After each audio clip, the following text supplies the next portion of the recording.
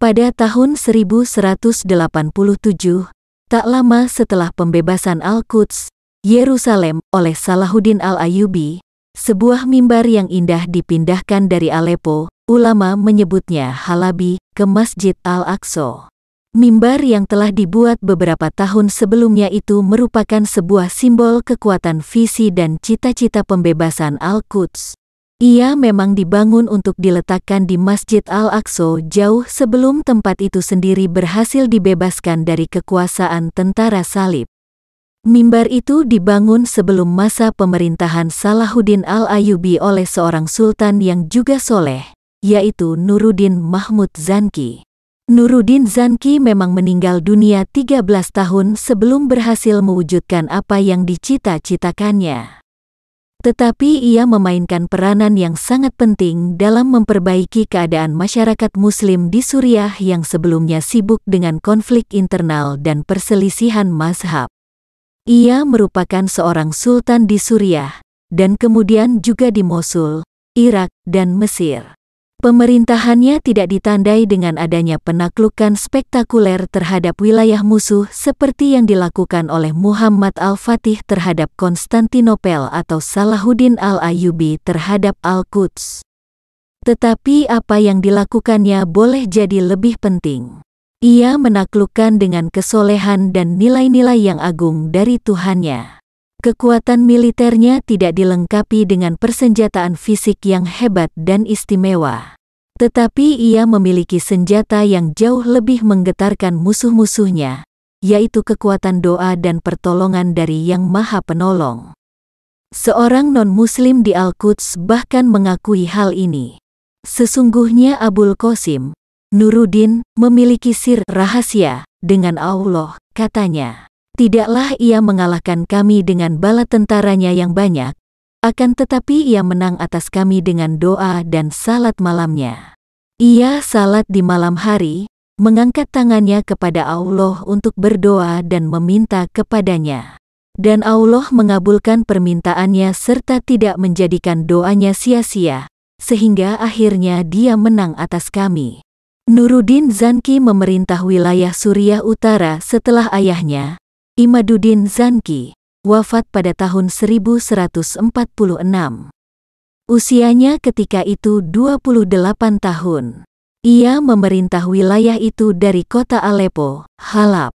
Ketika kakaknya meninggal dunia pada tahun 1149, ia menggabungkan Mosul di Irak dalam wilayah kekuasaannya.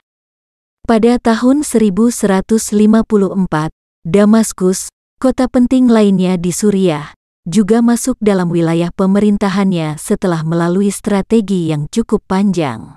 Pada akhir masa pemerintahannya, tepatnya pada tahun 1169, Sirkuh dan keponakannya Salahuddin yang bekerja di bawah pemerintahannya menambahkan Mesir ke dalam wilayah pemerintahan Nuruddin Zanki. Hal ini membuat kekuatan salib di Al-Quds terjepit di antara wilayah kepemimpinan Nuruddin Zanki. Hanya saja beliau meninggal dunia 3 tahun kemudian, yaitu pada tahun 1174. Kepemimpinan atas wilayah-wilayah itu kemudian diteruskan oleh Salahuddin Al-Ayyubi yang juga memerintah dengan cara-cara yang islami sehingga pada akhirnya berhasil membebaskan Al-Quds dari tangan pasukan salib pada tahun 1187. Prestasi militer Nuruddin Zanki. Nuruddin Zanki memiliki gaya militer yang khas. Ia tidak tergesa-gesa dalam menghadapi pasukan lawan.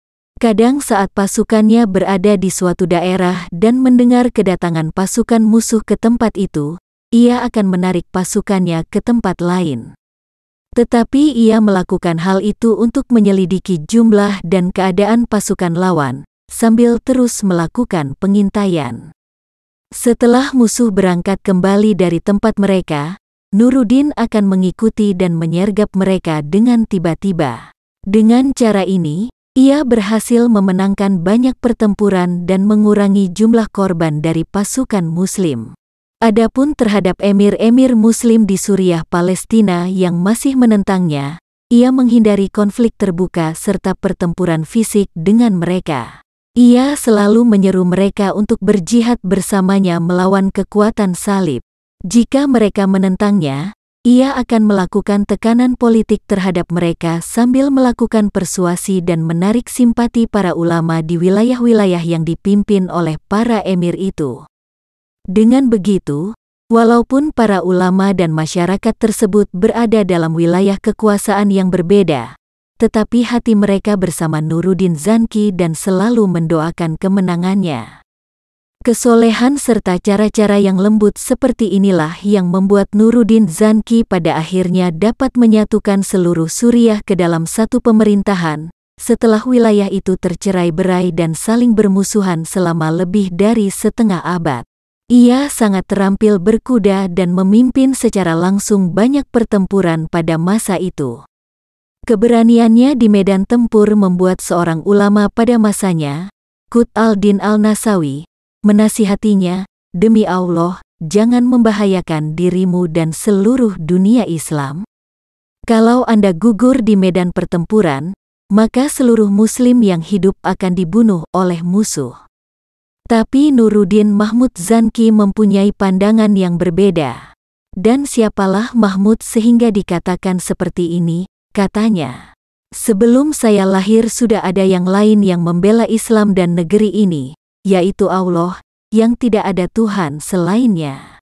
Ia sangat memperhatikan keadaan pasukannya dan selalu menjadikan mereka siap siaga dalam menghadapi pasukan musuh. Pasukannya merupakan yang paling kuat di Suriah pada masa itu.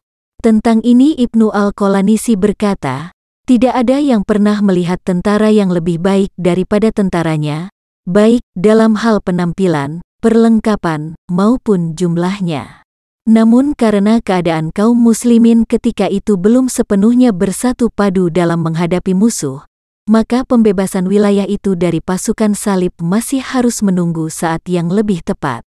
Bukan hanya tentara yang dipersiapkan, kuda-kuda pun selalu dalam keadaan terlatih.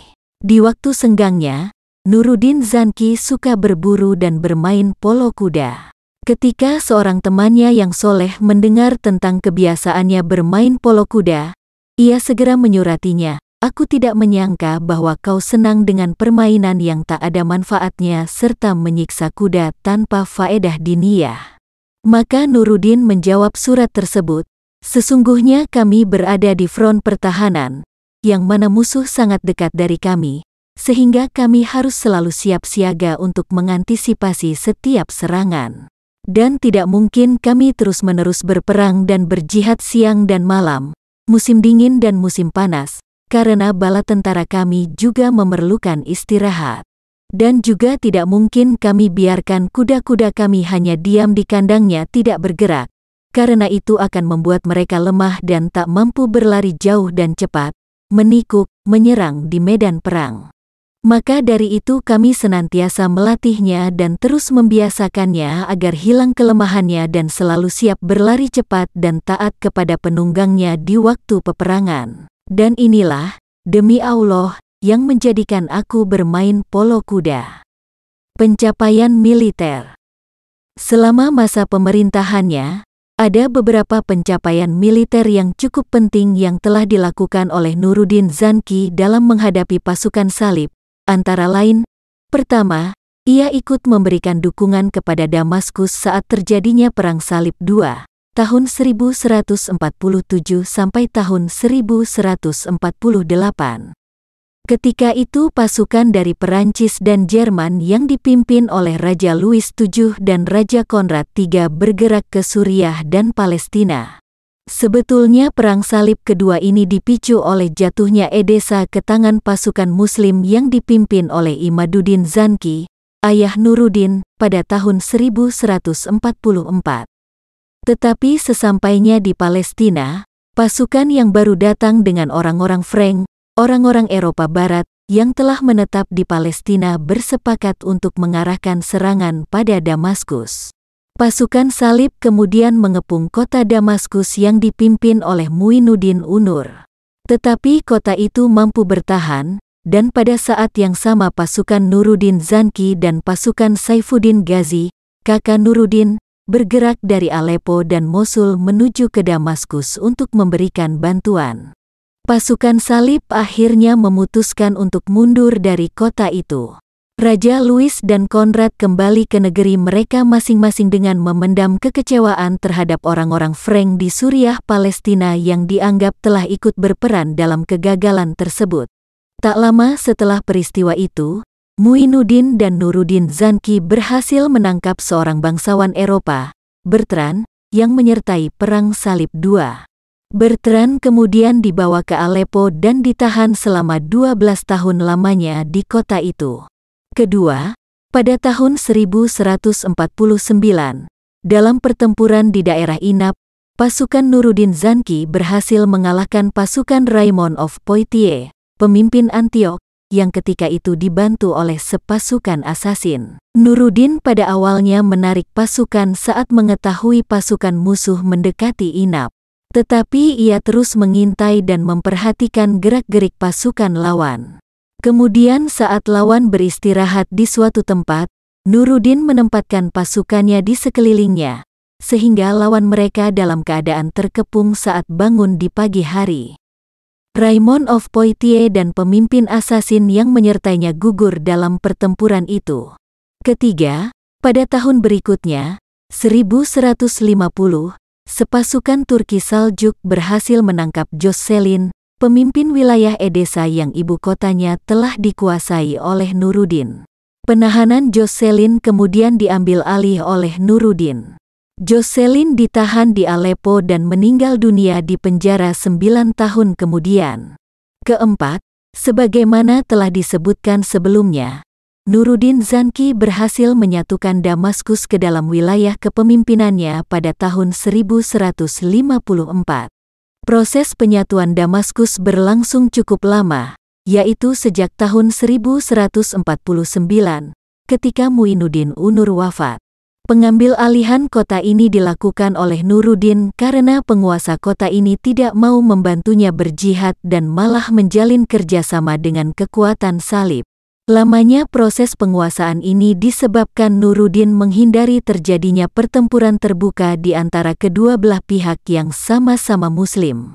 Walaupun Nuruddin berkali-kali membawa pasukannya mendekati Damaskus, tetapi ini dilakukannya sebagai bentuk tekanan politik dan psikologis terhadap pemimpin Damaskus, dan hal itu tidak membawa pada pertempuran yang berarti di antara kedua belah pihak. Nuruddin melakukan langkah-langkah persuasif kepada para ulama dan tokoh-tokoh di Damaskus, sehingga lama-kelamaan penguasa kota itu kehilangan dukungan dari rakyatnya sendiri. Akhirnya kota itu berhasil dikuasainya setelah masyarakat Damaskus sendiri yang membuka gerbang kota itu. Dikuasainya Damaskus oleh Nuruddin menandai suatu era baru di Suriah setelah wilayah itu terpecah belah sejak tahun 1090-an. Kelima, pasukan Nuruddin berhasil menangkap Reynald of Chatillon, pemimpin Antiok selepas wafatnya Raymond of Poitiers, dalam sebuah pertempuran pada tahun 1160. Reynald yang kepemimpinannya banyak menimbulkan masalah itu kemudian diikat dan dibawa ke Aleppo. Ia ditahan selama 16 tahun di kota itu. Keenam, atas permintaan Mesir sendiri dan karena adanya ancaman pasukan salib atas negeri itu, Nuruddin mengirimkan 3 kali ekspedisi militer ke Mesir di bawah pimpinan Sirkuh antara tahun 1164 dan tahun 1169. Mesir akhirnya jatuh ke tangan pasukan Nuruddin.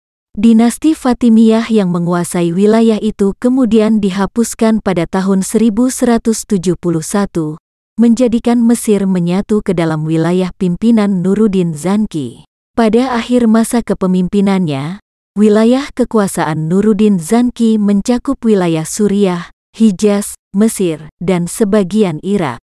Nuruddin berhasil menyatukan wilayah-wilayah itu ke dalam satu pemerintahan dan menjadikan nilai-nilai Islam sebagai pondasi utama pemerintahannya. Sementara pada saat yang sama, kekuatan salib mulai tidak kompak di antara sesama mereka dalam menghadapi kekuatan Muslim. Apa yang dibangun oleh Nuruddin ini kelak menjadi pondasi yang kokoh bagi pemimpin berikutnya di wilayah-wilayah itu, yaitu Salahuddin Al-Ayyubi, dalam menghadapi pasukan salib dan membebaskan Al-Quds. Bagaimanapun, kekuatan dan prestasi militer hanya salah satu bagian yang penting dari pemerintahan Nuruddin Zanki.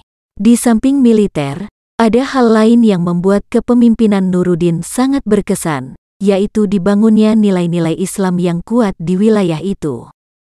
Karakter Islami pemerintahan Nuruddin. Nuruddin Zanki terkenal sebagai pemimpin yang soleh dan adil. Ibnu Al-Athir, seorang sejarawan Muslim, penulis kitab Al-Kamil fi Al-Tarikh, menganggapnya sebagai pemimpin Muslim yang paling adil selepas Umar bin Abdul Aziz. Nuruddin dikenal sebagai pemimpin yang selalu menjaga salat berjamaah, salat malam, qiyamul lail, banyak membaca Al-Quran, dan berpuasa. Ia memiliki ilmu agama yang mendalam, sangat dekat dengan para ulama, dan ikut meriwayatkan hadits bersama mereka. Keadilan dan penegakan syariah merupakan hal yang sangat menonjol dalam pemerintahannya. Ia mendorong dilangsungkannya majelis-majelis ilmu, mendirikan madrasah-madrasah, serta memberikan berbagai wakaf untuk keperluan agama dan masyarakat. Di antara sumbangan pentingnya bagi kemaslahatan orang ramai adalah pendirian rumah sakit yang dikenal sebagai Maristan.